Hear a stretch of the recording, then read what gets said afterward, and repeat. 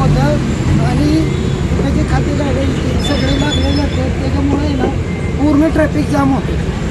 त्यामुळं आम्हाला वाहन नेताना सुद्धा त्रास होतो. याच्यावर नगरपालिकेने तात्काळ कारवाई करावी.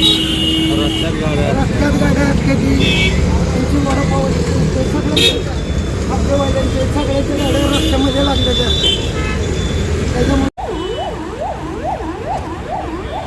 पण तीच तर असते तिले अडचण येते.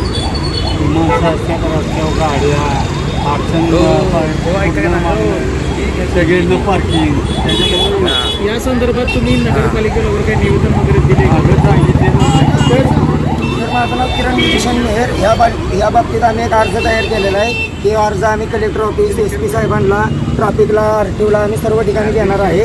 कारण की ह्या गोष्टीमुळे लिगली हे रोडला अतिक्रमण करायला परवानगी नाही. पण गेले कित्येक वर्ष झाले ह्या रोडला अतिक्रमण चाललेलं आहे. तर ह्या गोष्टीवर प्रशासनाने लवकरात लवकर हे जी सामान्य भरपूर माणसाला ना आम्हाला सुद्धा काय पद्धतीचा सहन करायला लागतो. कारण ज्या रिक्षावाल्यांचा हातवले पोट आहेत यांनी अतिक्रमण यांनी खाजगी सरकारी जागेत खाजगी यांनी मालमत्ता उभा केलेली आहे. यांनी प्रत्येकाचे स्लॅब वगैरे टाकून इथे इथं स्वतःची घरं तयार केलेली आहेत. तर तुम्ही लवकरात लवकर प्रशासनाने याच्यावर कारवाई करावी. आणि दुसरी गोष्ट सांगायची झाली तर ॲम्ब्युलन्स रोड आहे. ह्या रोडला सर्वात मोठे हॉस्पिटल आहेत आणि सर्वांना ॲम्ब्युलन्सला जाण्यासाठी एकच रोड आहे ते म्हणजे इथनं.